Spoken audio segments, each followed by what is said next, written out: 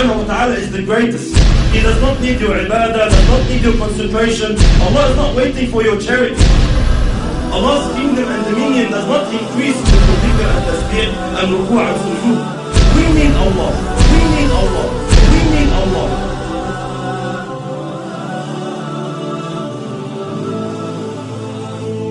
The issue of salat, the problem that we are facing with salat is that salat has to do with spirituality.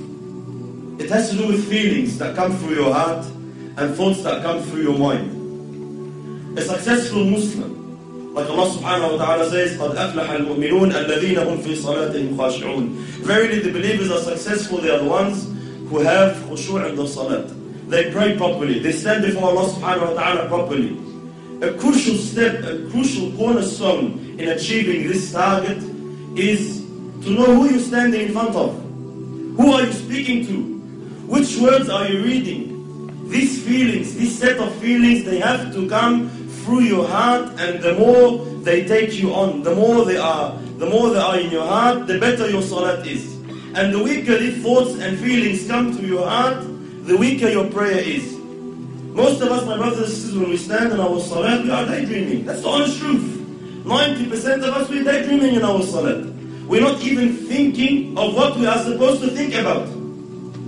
The thought of thinking of something doesn't exist. Why? Because the intention is not there, the strength is not there, the understanding is not there. This is why briefly, inshallah, what feelings, what emotions must come through our hearts standing before Allah subhanahu wa ta'ala? How can we assist? How can we basically amplify these feelings? Number one, knowing who Allah subhanahu wa ta'ala is. Who am I talking to? Who am I standing in front of? Allah subhanahu wa ta'ala, my brothers and sisters, does not need us. Allah subhanahu wa ta'ala is the greatest. He does not need your ibadah, does not need your concentration. Allah is not waiting for your charity. Allah's kingdom and dominion does not increase with your dhikr and tasbih and ruku' and sujood. We need Allah. We should be honored. Every single one of us, the second you make takbir, the second you say Allahu Akbar, should be honored. That Allah subhanahu wa ta'ala has allowed you a window of opportunity to speak to Him, to stand before Him. This is why the ulama say, whoever wants to talk to Allah, he should pray. You want to talk to Allah, start praying. When you're praying, you are directly, with no barriers, with no intermediaries, with no interpreters, you are speaking to your Lord, your Creator. This is why very, very important that we realize who we're talking to, my brothers. It's a small brief hadith. You know, Allahu Akbar, the understanding we should have who Allah subhanahu wa ta'ala is. Muhammad sallallahu alayhi wa sallam says in the authentic hadith, أَطَّتِ السَّمَاء وَحُقَّ لَهَا أَنْ طَئِتْ. The heavens have squeaked. You know, when you jump on a horse or a camel, the saddle makes a squeaky noise from the weight. أَطَّتِ السَّمَاء وَحُقَّ لَهَا أَنْ طَئِتْ. The heavens have squeaked, and they have a right to squeak. مَا فِيهَا مَوْضَعَ أَرْبَعَ أَصَابِعَ. Our Prophet is saying, our teacher is saying, sallallahu alayhi wa sallam, there's no space of 4 fingers in all this universe, إِلَّا وَمَلَكٌ سَاجِدٌ لِلَّهِ تَعَالَى, except that there is an angel who has prostrated his head before Allah subhanahu wa ta'ala. Every 4 fingers, billions and billions of angels, billions and billions of creations of Allah are continuously praising Allah subhanahu wa ta'ala. Allah subhanahu wa ta'ala says, تُسَبِّحُ لَهُ السَّمَوَاتُ السَّبْعُ. The 7 heavens and what it contains, and what is in there. تُسَبِّحُ لَهُ السَّمَوَاتُ السَّبْعُ وَالْأَرْضُ, and the land, وَمَنْ فِيهِنْ, and everyone inside them, and everyone within the boundaries. تُسَبِّحُ لَهُ السَّمَوَاتُ السَّبْعُ وَالْأَرْضُ وَمَنْ فِيهِنْ وَإِن مِّن شَيْءٍ إِلَّا يُسَبِّحُ بِحَمْدِهِ وَلَكِنْ لَا تَفْقَهُونَ تَسْبِيحَهُ. Everything is praising Allah. Rock, land, tree, whatever it is praising Allah, glorifying Allah. وَلَكِنْ لَا تَفْقَهُونَ تَسْبِيحَهُ إِنَّهُ كَانَ حَلِيمًا غَفُورًا. But you don't understand, you don't comprehend the praise, you can't hear the praise. But everything is praising Allah. Allah is not in need of you. Allah is not in need of you standing, feeling obliged like most of us. Why do we pray? Majority of us, my brothers, we pray to offload the obligation. Alhamdulillah, I finished my salat.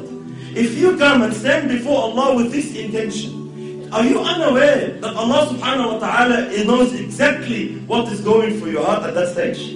When you come and say, I just want to get dhuhr over and done with. These feelings that come to us, we don't say them in public. No one comes and says, Yalla, khalasna baqى, let's pray. No one says that. No one says to his man, Yalla, get over and done with, khalas. We say, let's go pray over in my heart. Yalla, please, let's go. Let's go, over and done with. This feeling that I'm praying just to offload the burden of salat is not the right feeling you should have. You should be honored, my brothers and sisters, wallahi, in issues of dunya. When we deal in our dunya here, with human beings like us, wallahi, subhanallah, if you stand in front of someone you're afraid of, like a judge in court, or a bully of some sort in Auburn, or a president, a prime minister, an ASIO agent, wherever you stand in front of, what happens to you naturally, without no motivation, without no one to have to give you a 7-step course of how to fear him? Naturally speaking, subhanallah, your heart starts pounding. You feel something. When you stand in front of the judge and he's about to announce the decision whether you'll got 15 years in jail or not, your heart starts pounding naturally. No one needs to give you a course. Why? Because we are aware who this person is. I know who he is. I know what authority he has. I know what he can do. I know what he can decide now. He can wreck my life. And because I know this, naturally the feeling, the emotion comes naturally. The problem is when we deal with Allah, these feelings do not exist. You stand before Allah and you're daydreaming. We all know Allah knows what's in your heart. But it does not move anything in you. Every blue moon, every now and then, maybe in Ramadan when you're feeling down, something that you're going through trouble with your family, you want to get married, you get some emotion. Other than that, our salat is just far off where it should be. Why? We are unaware who you are standing in front of.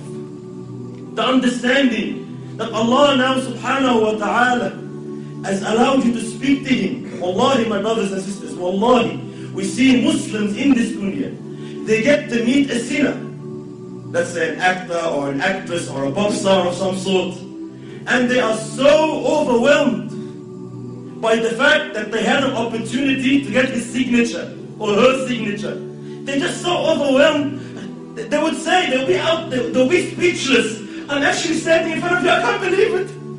And they'll be so, they'll be so touched that, he's allowed them 5 minutes of his time. We have these feelings with mashayikh even. Sometimes the super chef comes from overseas and we find all the boys and Allah Akbar, I'm giving him salam, I can't believe it. Subhanallah, every time I see such a situation, it always reminds me of Allah. Subhanallah, who is this person? Regardless, all ranks preserved, who is this person? The Shaykh once said, imagine if you were to meet Muhammad sallallahu alayhi wa sallam, what would you feel? Imagine if Rasulullah said, I'll give you 5 minutes of my time, come meet me. What would you think? Would you daydream? Would you be sitting with Rasulullah thinking of your wife? Would you be sitting in front of Muhammad sallallahu alayhi wa sallam thinking about work? No way on earth. Why? Prophet of Allah is here. You'll be taken. You'll be absorbed in the discussion. But subhanallah, we stand before Allah every day 5 times daydreaming. Why? We are unaware who Allah subhanahu wa ta'ala is. And how patient is Allah? How merciful is Allah subhanahu wa ta'ala, my brothers? Imagine Allah subhanahu wa ta'ala knowing, seeing what's in your heart. He gave you everything. He gave you the wife you're busy with. He gave you the husband you're busy with. He gave you the job you're thinking of. He gave you everything you're thinking about that's distracting you from Him. And He knows that, and He's patient with you. He is Halim subhanahu wa ta'ala. He still accepts you. He still allows you. Subhanallah. Imagine a prime minister allows a peasant to come and meet him for 5 minutes. Says, alright, you have problems, come. I'll allow you to meet the prime minister. But the peasant comes, he enters the office, and he starts playing with things around in the office, forgets about the prime minister. What will happen to this guy? He'll be banned. You will never ever have a chance to meet the prime minister again. Why? You're an idiot. We allowed you the chance, we opened the door for you, and you don't want to present your situation. You don't want to say anything. You get busy with something else. Why did you come? Likewise, imagine Allah subhanahu wa ta'ala, the King of Kings, 5 times a day allows you an opportunity to speak to Him, to complain to Him, to beg of Him, to ask of Him, and you are daydreaming. And Allah subhanahu wa ta'ala still allows you. Allah doesn't ban you. Allah doesn't say, this guy is disrespectful. No, Allah is patient. Allah waits subhanahu wa ta'ala. You will understand. You will come back. So very, very important step on who Allah subhanahu wa ta'ala is.